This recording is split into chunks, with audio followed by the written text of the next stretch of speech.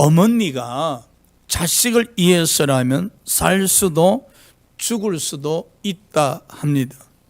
자식을 위해서라면 어떤 희생도 마다하지 않는다 합니다.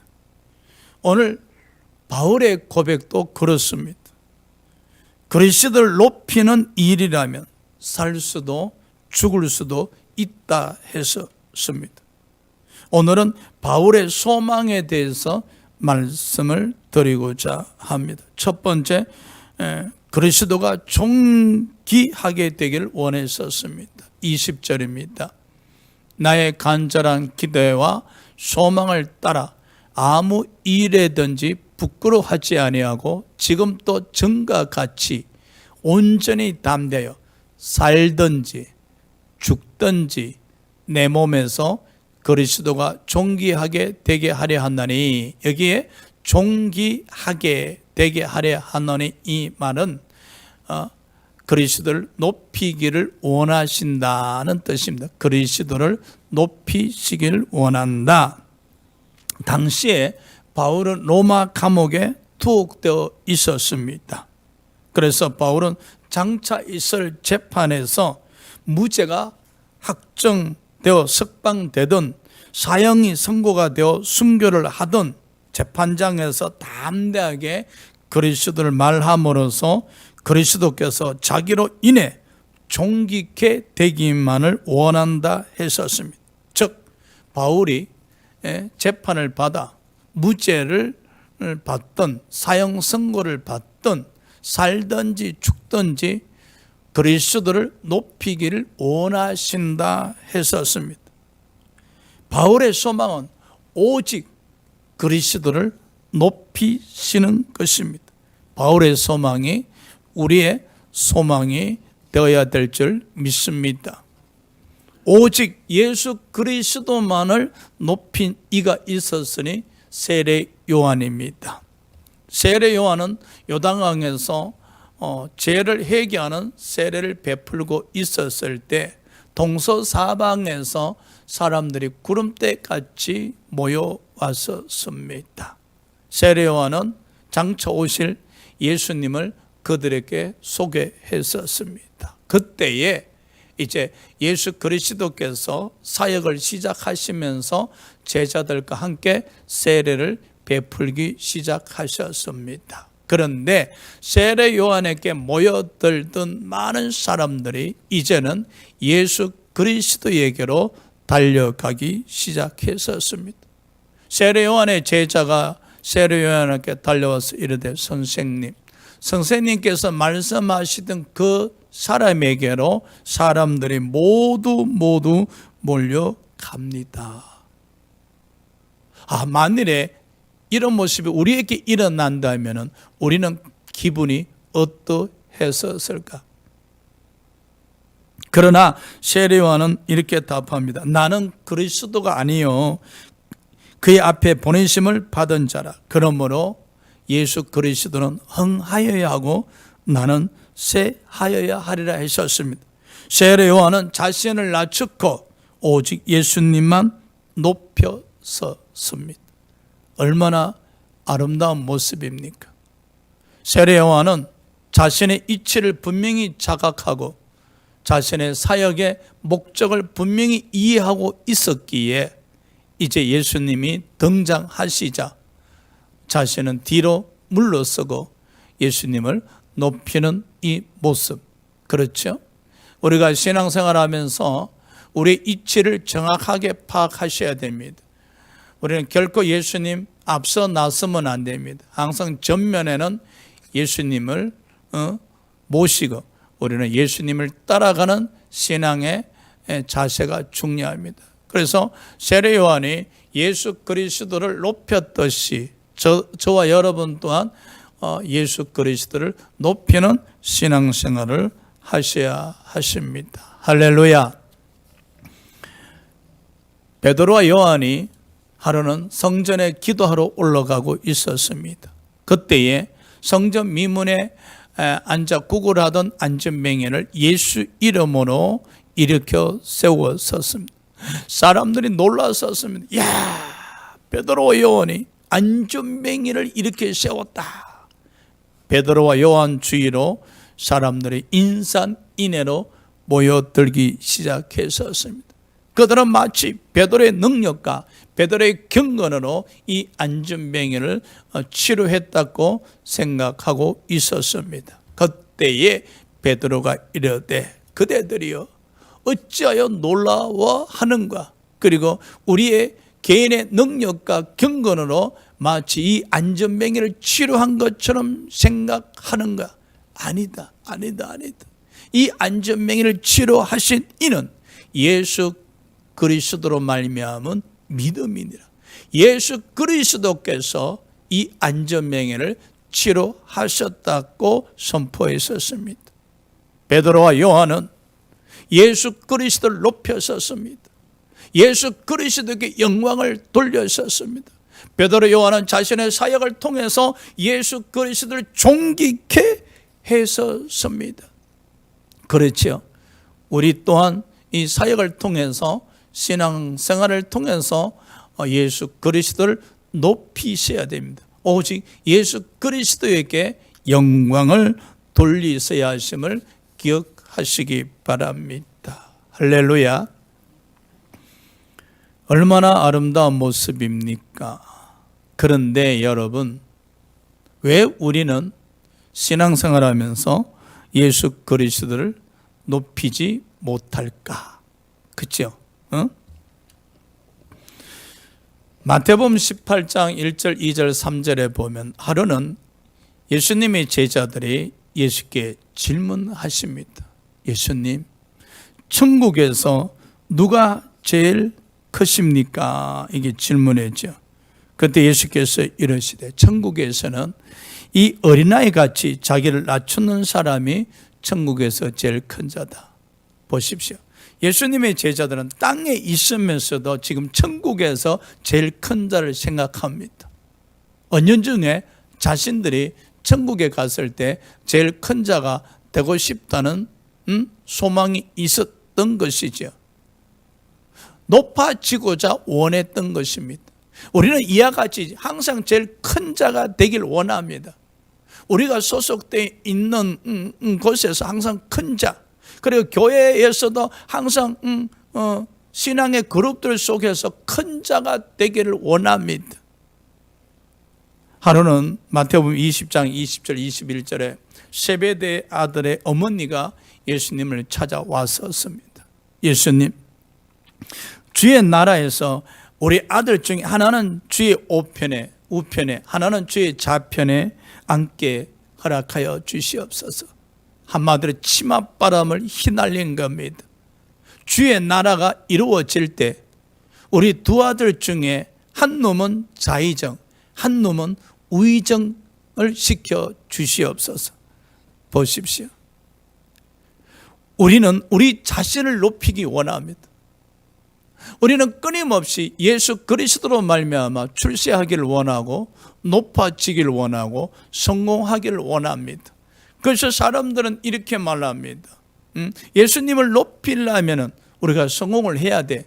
예수님께 영광을 돌리려면 우리는 출세를 해야 돼 라고 이야기합니다. 그렇다면 힘없고 가난하고 병든 자들은 예수님을 높일 수 없단 말입니까? 어떤 집사님이 이런 기도를 드립니다. 하나님, 우리 언니는 예수를 믿지 아니하지만 부자입니다. 그런데 저는 예수를 믿지만 너무 가난합니다. 제가 언니에게 전도하면은 이 가난함 때문에 부끄럽고 창피해서 전도할 수가 없습니다. 이 성도님의 기도가 과연 옳은 기도일까요? 이 성도님은 자신의 가난 때문에 하나님을 높일 수도 없고 하나님께 영광을 돌릴 수가 없다고 이야기합니다. 이 성도님의 내면의 세계는 예수 그리스도로 말미암아 언니보다 더 큰 축복을 받고 싶다는 욕심이 있잖아요. 자신의 언니보다 더 축복받아서 떵떵거리면서 예수 믿으면 이렇게 복받는다 이야기하고 싶다는 것이잖아요. 아닙니다, 여러분. 가난한 자도 가난한 삶 속에서 예수님을 높일 수가 있습니다. 부유한 자 또한 부유한 삶 속에서도 예수님을 높일 수가 있는데, 그러면 그들은 어떻게 예수를 높여야 되는가? 세례 요한처럼 자기 이치를 깨닫고 예수님의 제자들처럼 항상 모든 사역이 예수님에 의해서 이루어짐을 선포하고 고백드릴 때에 그들의 부유함과 가난함과 상관없이 예수님께 영광을 돌릴 수 있으며 높일 수가 있는데, 그러나 끊임없이 우리는 그렇지가 못합니다. 우리 자신을 높이려고 합니다. 우리 자신을 자꾸만 높이려고 합니다. 누가 우리 자신을 높여주지 않으면 서운합니다. 누가 우리 자신을 깎아내리면 서운합니다. 그래서 막 반박하고 싶어하고 그건 아니고 이렇게 이야기하고 싶어합니다. 여러분, 여러분을 막 높여주는 소리를 들을 때는 마음이 흐뭇하고 기뻐하고, 그리고 여러분을 높여주는 사람에게 커피라도 한 잔 사주고 싶어합니다. 반면에 여러분을 낮추고 무시하는 사람들에게는 다시는 보고 싶지도 만나고 싶지도 아니해 합니다. 왜 그럴까요? 우리는 높임 받기를 원하고 있기 때문에.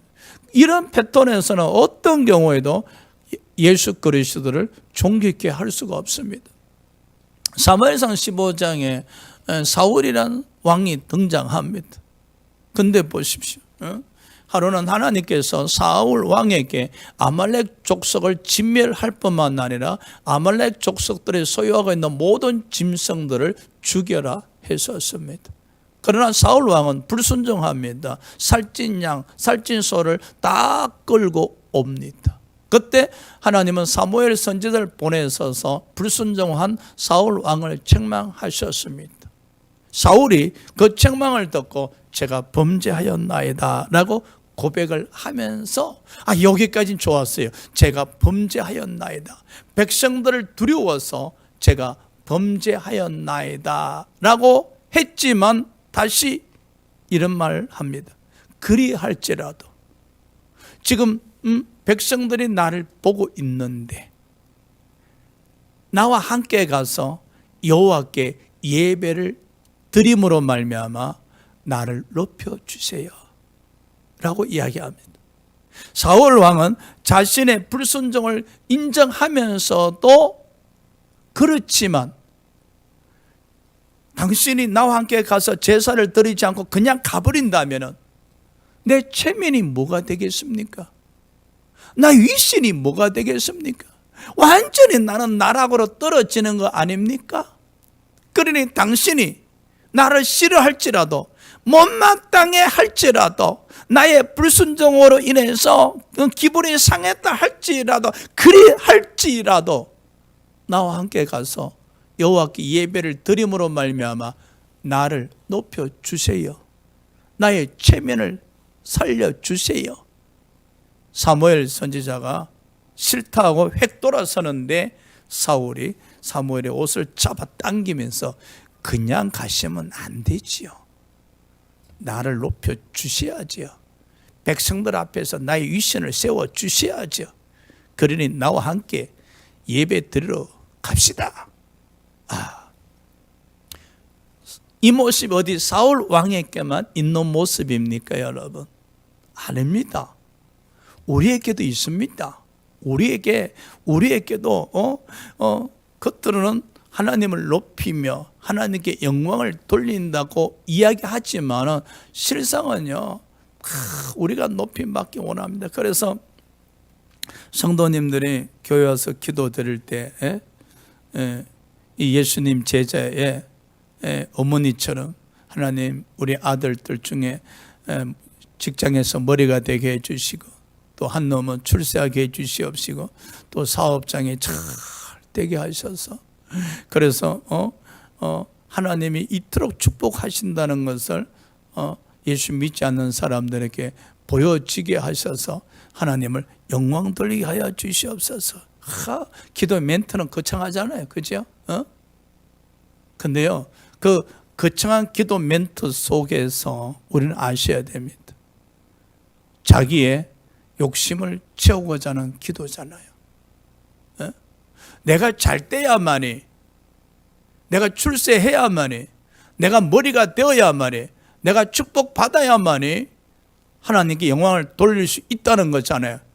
그래서 내가 축복받았을 때 하나님께 영광을 돌리겠습니다. 이건 반대로 내가 축복받지 못한다면, 출세하지 못한다면 하나님께 영광을 돌릴 수 없다는 거잖아요. 여러분, 하나님을 높이는 것, 하나님께 영광을 돌리는 것은 나의 출세와 내가 축복받는 것과 아무 상관없는 것입니다. 내가 공부를 많이 하든 적게 하든 아무 상관없는 것입니다. 출세를 하든 못하든 아무 상관은 없습니다. 지금 현재 있는 이 위치에서 하나님을 높이면 그게 하나님께 영광입니다. 할렐루야. 그래서 우리 신앙생활에 있어서 이 사도 바울의 고백처럼 살든지 죽든지 어떤 상황 속에서도 하나님께 영광을 돌리기 원하는 이 믿음을 가지셔야 하신다는 사실입니다. 자, 보십시오. 그럼 우리의 신앙생활은 살든지 죽든지 하나님을 높이는 신앙생활을 하고 있는가? 한 번쯤은 우리 생각해 보셔야 되잖아요. 그렇죠? 저는 시편 18편 1절 2절을 참 좋아합니다. 여러분, 다윗은 늘 입술로 하나님을 높이는 고백을 들으셨습니다. 나의 힘이신 여호와여, 내가 주를 사랑하나이다. 여호와는 나의 반석이시여, 나의 요새시여, 나를 건지시는 이시여, 나의 하나님이시여, 내가 그 안에 피할 나의 바위시여, 나의 방패시여, 나의 구원의 뿌리시여, 나의 산성이시로다. 다윗은 끊임없이 입술의 고백을 통해서 하나님을 높였고 하나님께 영광을 돌렸었습니다. 우리가 먼저 입술의 고백으로 하나님을 높이시기 바랍니다. 할렐루야.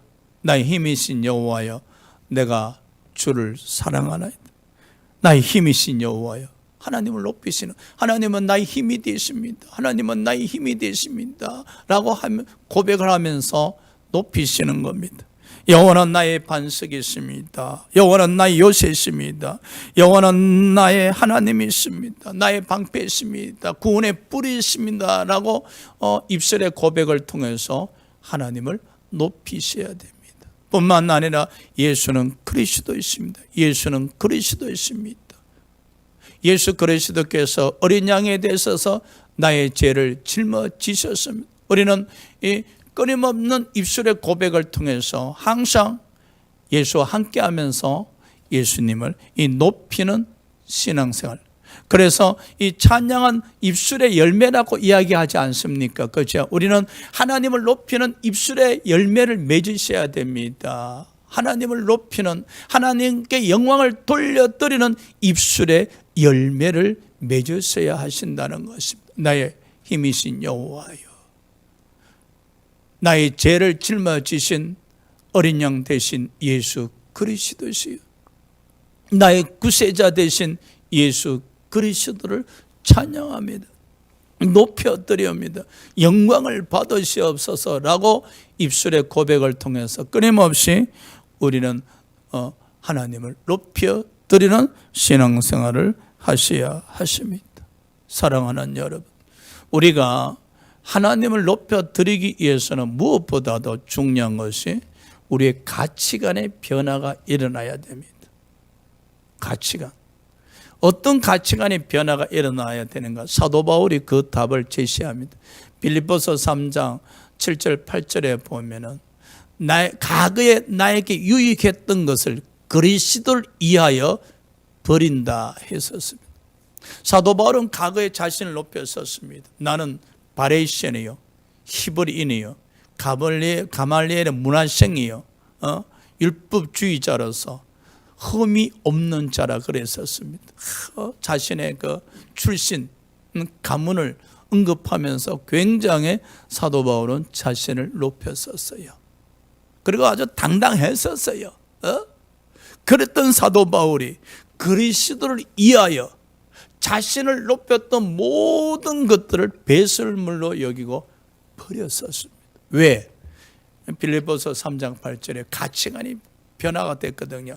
예수 그리스도를 아는 지식이 가장 고상하다 그랬어요. 여러분, 우리가 예수님을 높이려고 그러면 우리의 가치관의 변화가 일어나야 돼요. 예수 그리스도를 아는 것이 가장 고상하다. 사도 바울은 예수님을 알고 싶었어요. 그래서 에베소서 1장 17절에 성령의 계시로 말미암아 하나님을 알게 하여 주시옵소서. 에베소서 1장 18절에 마음의 눈을 여시사 부름의 소망을 알게 해달라고 기도했거든요. 우리가 성령으로 말미암아 날마다 하나님을 더 알기를 원하셔야 돼요. 왜? 하나님을 알면 알수록 하나님께로 가까이 다가가서 하나님을 높이게 되어진다는 겁니다. 그래서 사도 바울의 삶은 예수 그리스도를 아는 것이 가장 고상한 것이라는 이 가치관, 예수가 넘버원이란 이 가치관을 가지게 되어지니 어떻게 되었었습니까? 날마다 예수를 알기를 원했고, 그리고 알게 되어진 그 예수를 자랑하기 시작했다는. 그래서 고린도전서 2장 2절에 보면 고백하기를 내가 십자가에 못 박힌 이 예수 이외에는 그 어떤 것도 알기를 원하지 않는다 했었습니다. 여러분, 예수를 높이는 사람은요, 예수님은 알기를 원하는 거예요. 예수님을 높이는 사람은 내가 높이는 그 예수가 나의 삶의 넘버원이란 거예요. 최고란 거예요. 그러니까 내가 최고라고 여긴 그분을 높일 수가 있고 그분에게 영광을 돌려드릴 수가 있지 않습니까? 사도 바울의 고백이 얼마나 아름답습니까? 그래서 사도 바울 이르되 나는 갈라디아서 6장 14절 오직 십자가만 자랑한다. 십자가만. 그런데 보십시오. 사도 바울이 십자가를 자랑한다는 것은 십자가의 자랑을 통해서 예수 그리스도를 높이는 겁니다. 십자가의 자랑을 통해서 예수 그리스도를 존귀케 하는 것이었었습니다. 우리의 전도는 말입니다, 여러분. 예수님을 존귀케 하는 것입니다. 우리의 전도는 예수님을 세상 사람들 앞에서 높여드리는 것임을 기억하시기 바랍니다. 그런데 사도 바울이 예수 그리스도를 살든지 죽든지 높이는 가정 속에서 그는 어리석은 자가 됩니다. 사람들로부터 멸시를 받습니다. 천시를 받습니다. 그래서 만물이 찢기처럼 버려지기도 했었습니다. 그러나 사도 바울은 그로 인해서 슬퍼하거나 좌절하거나 낙심하지 않았었습니다. 예수를 높이는 가정 속에 핍박당한 모든 것을 갈라디아서 6장 17절에 예수 그리스도로 말미암아 주어진 흔적이라 그랬었습니다. 그 흔적은 하늘나라 갔을 때 상급으로 이어진다고 고백을 드립니다. 저와 여러분 또 이 땅에 신앙생활하면서 예수 그리스도로 말미암아 변화된 가치관에 의해서 예수가 넘버원이라고 생각하고 예수를 자랑할 때에 예수 그리스도를 존귀케 할 뿐만 아니라 높여드리는 것입니다. 그 가정 속에서 하나님의 축복보다는 핍박과 어려움을 겪을 수도 있지만 그리 할지라도 그 예수 그리스도 높이는 가정 속에 당하는 그 핍박은 여러분에게 있어서 영광스러운 예수 그리스도의 흔적이고 그 흔적은 하늘나라에 갔을 때 아버지로부터 주어지는 상급임을 기억할 때에 그 흔적은 너무나 가치가 있고 아름다운 예수 흔적이 됨을 기억하시기 바랍니다. 할렐루야.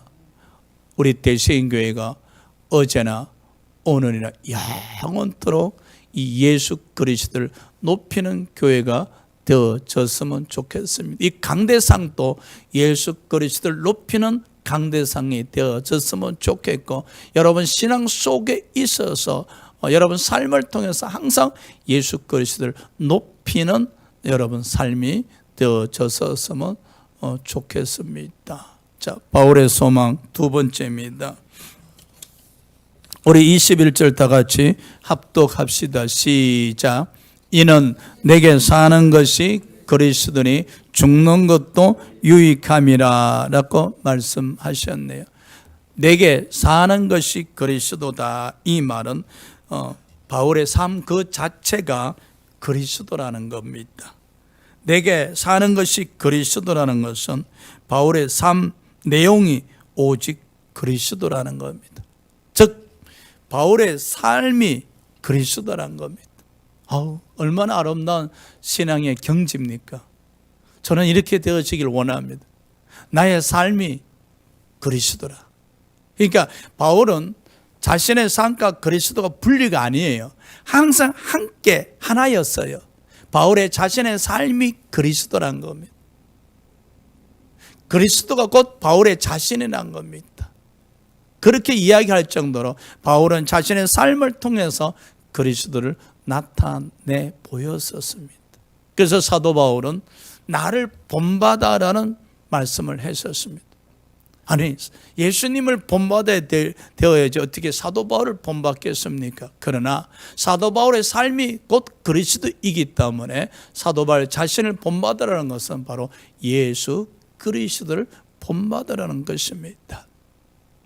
우리는 삶을 통해서 과연 예수 그리스도를 보여드리고 있는가? 한번 좀 생각해 보시기 바랍니다. 우리의 삶을 통해서 우리는 우리 자신을 보여드리고 있는가? 우리는 우리 삶을 통해서 예수 그리스도를 보여드리고 있는가? 한번 좀 생각해 보시기 바랍니다. 교회를 오래 다니다가 보면은 이 각자의 직분이 있지 않습니까? 그래서 마음과 상관없이 이 꾸며낸 겸손, 꾸며낸 경건을 유지할 때가 있습니다. 골로새서 2장 18절의 말씀이죠. 그 당시에 천사 숭배론자들이 꾸며낸 겸손과 꾸며낸 경건으로 말미암아 성도들을 미혹했었습니다. 오늘 우리가 신앙생활하면서 이 삶을 통해서 예수 그리스도를 보여드리고자 해야 하는데 그런 능력이 없다 보니까 어떻게 합니까? 이 꾸며낸 겸손과 꾸며낸 경건으로 마치 자신의 삶이 그리스도를 나타내 보이는 양 이게 포장하는 이들이 얼마나 많습니까? 이들의 신앙에 대해서 사도 바울이 고백하기를 경건의 능력이 없는 자들이다. 경건의 능력이 없는 자들이다 라고 이야기했었죠. 그렇다면 저와 여러분이 우리의 삶이 그리스도, 우리 삶을 통해서 예수 그리스도를 나타내 보이기는 어떻게 하셔야 되는가? 자, 하나 질문해 보고 싶습니다. 여러분께 있어서 예수는 어떤 분이십니까? 저도 한번 저 자신에게 질문해 보고 싶습니다. 지금 현재의 나에게 있어서 예수님은 어떤 존재인가? 우리 대세인 교회의 예수님은 어떤 분이신가? 여러분에게 있어서 지금 현재 예수님은 어떤 존재이신가?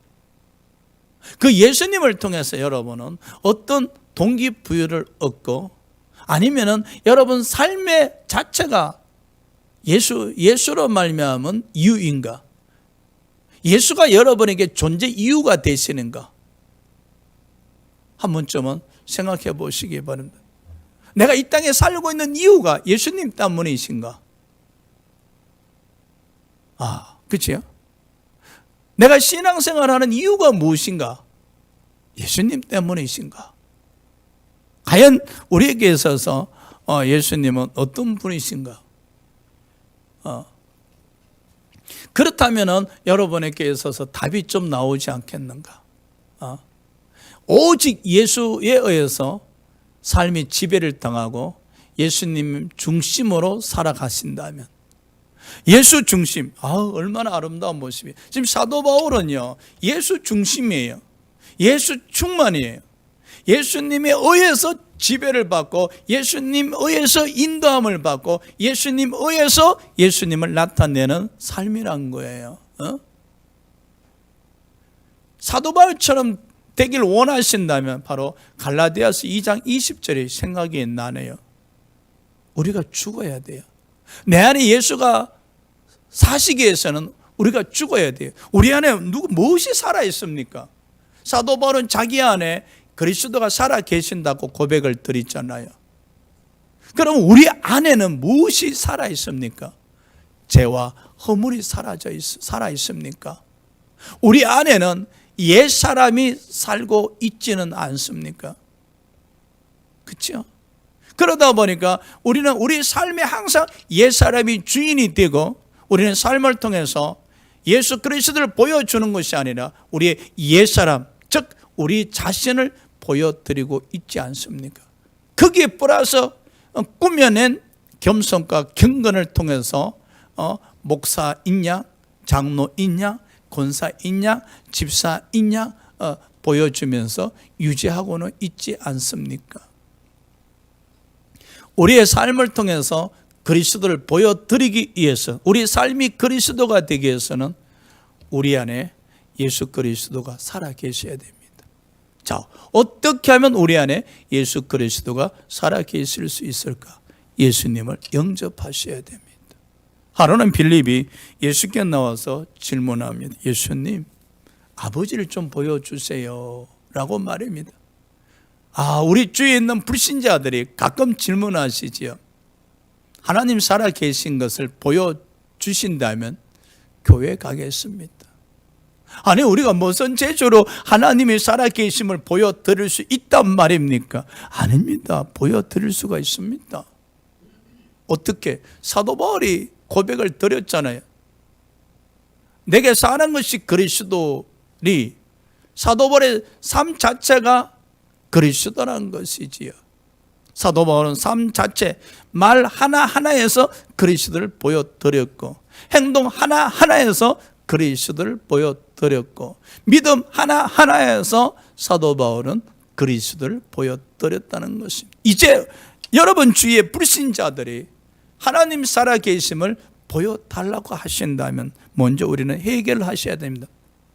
아직까지 나는 나의 삶을 통해서 그리스도를 보여드리지 못하니, 나의 삶을 통해서 그리스도를 보여드리지 못하고 있으니 내 주위의 불신자들이 나를 보면서도 하나님 살아계시면은 예수 그리스도를 믿겠다라고 이야기하니 참 하나님 앞에 죄송하고 회개할 뿐이지.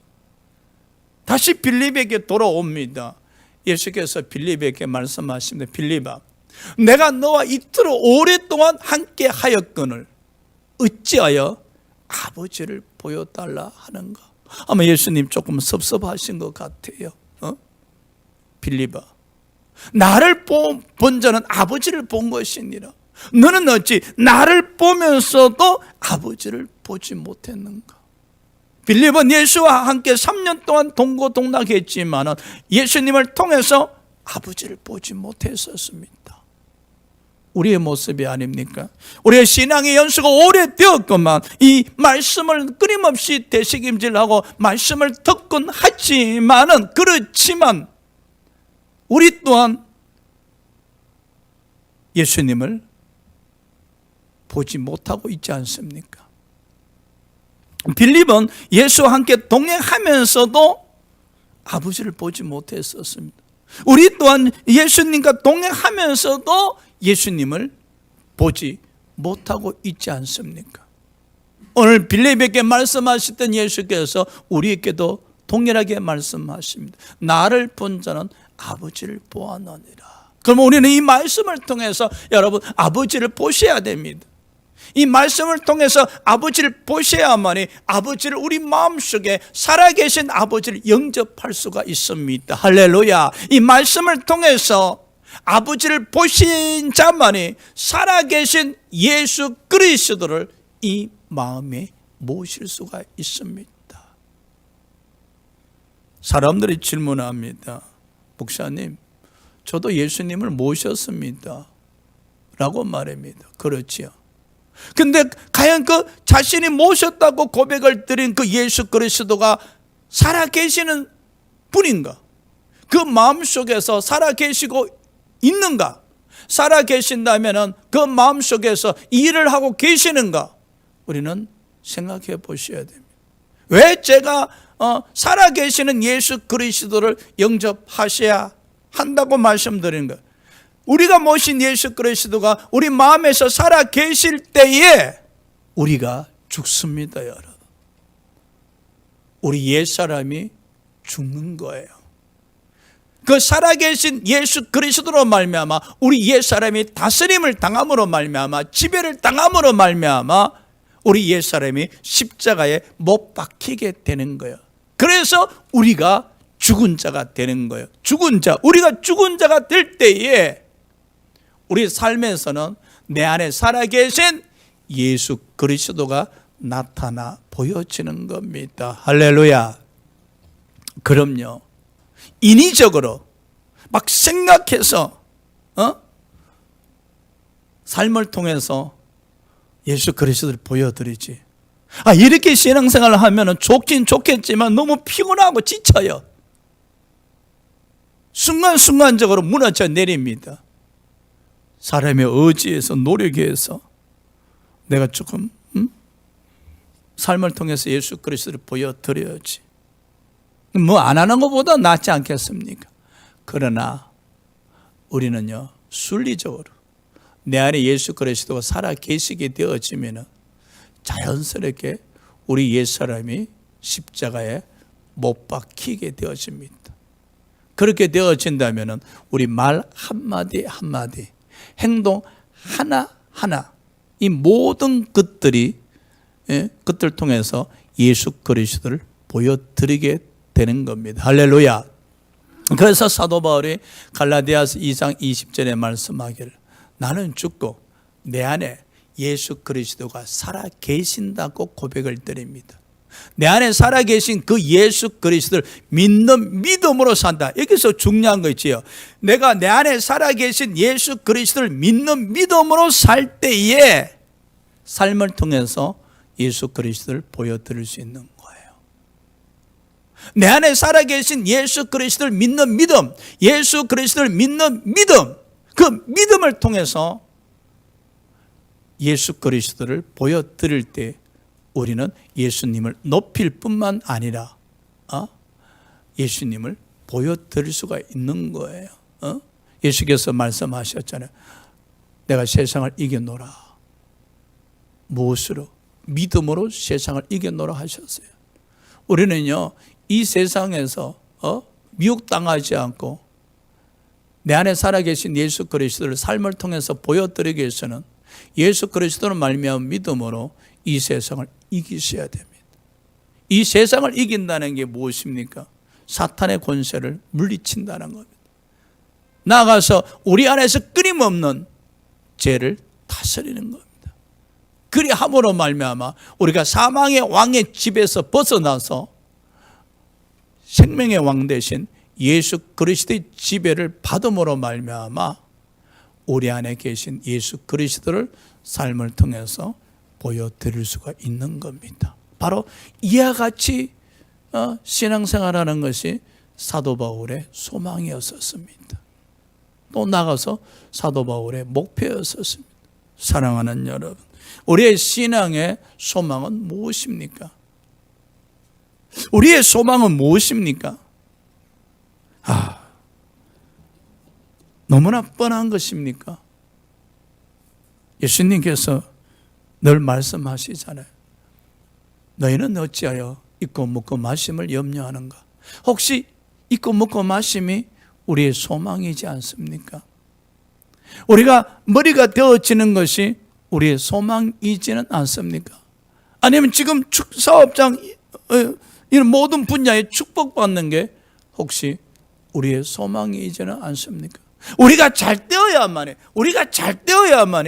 예수님을 높일 수 있고 예수님을 보여드릴 수 있다고는 생각하지 않습니까?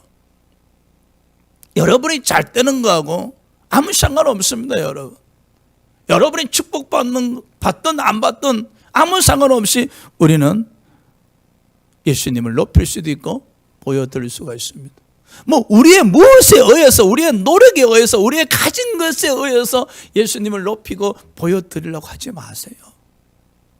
여러분의 어떤 것으로 인해서, 여러분의 공로로 인해서, 여러분의 노력에 의해서 예수를 보여드리려고 애쓰지 마세요. 물 흐르듯이 자연스럽게 예수로 말미암아 가치관이 변화가 되어진다면 그 변화되어진 가치관에 의해서 예수가 넘버원이 되기에 여러분은 자연스럽게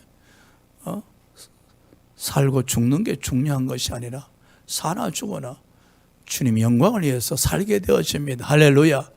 우리의 삶이 소망이 사나 죽어나 아버지 영광인 거예요. 우리 삶의 소망이 아버지를 높이는 거예요.